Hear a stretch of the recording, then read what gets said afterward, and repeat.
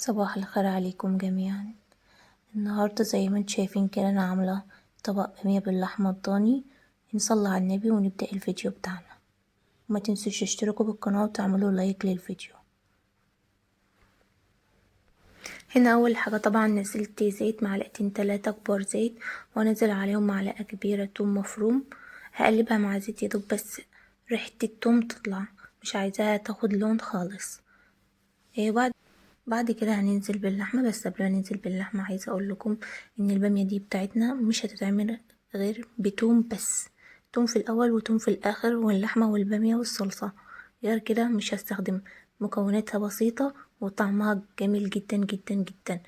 يعني مهما اقول لكم مش هيوصف لكم، جربوها وان شاء الله هتعرفوا انا قصدي ايه. هنا الوقت بنزل باللحمة وهقلبها مع التوم والزيت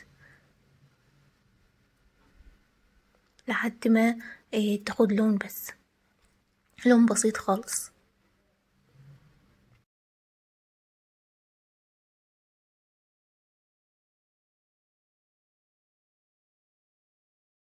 دلوقتي هنحط البهارات بتاعتنا، فلفل اسمر ورشة قرفة ورشة جنزبيل، دول علشان اللحمة الضاني. طبعا لو مش بنستخدم لحمة مع البامية انا ما بحطش قرفة ولا جنزبيل، بحط فلفل اسمر وملح بس.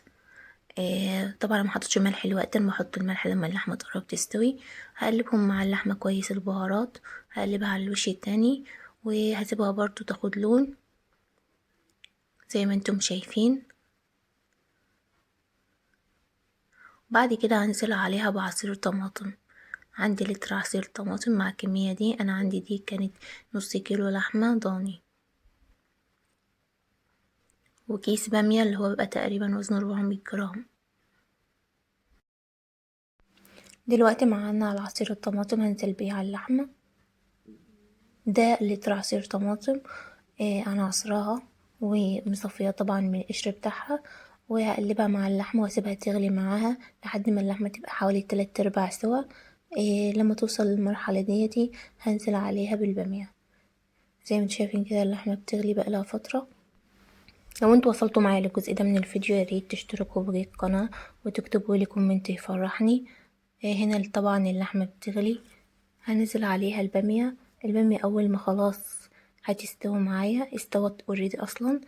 هنا معايا هنا البامية، الكيس بامية عبارة عن 400 جرام مع كمية اللحمة دي.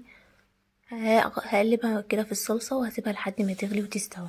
اول ما خلاص ان هي استوت، عرفت ان هي استوت، هنزل عليها بطشة التوم التانية. انا استخدمت في الوصفة ديتي 6 فصوص توم، بس 6 فصوص التوم اللي انا مستخدماهم كبار شوية. لو انت التوم اللي عندك صغير استخدمي اكتر من 6 فصوص. هنزل عليهم بالبامية تغلي غلوتين صغيرين كده، ما يكملش 3-4 دقايق. هطفي عليها. انا بحب البامية بتاعتي بالصلصة، بحب عليها صلصة شوية. لو في الناس بتحب الصلصة بتاعتها ناشفة تمام، سيبيها لحد ما الصلصة تنشف. انا نزلتها هنا في الطاجن وقدمتها على طول. ممكن انت تحطيها في قلب الفرن تاخد وش، بس انا بحب الصلصة. كنت مستعجلة كمان فما لحقتش بصراحة احطها في قلب الفرن. يا رب تكون عجبتكم.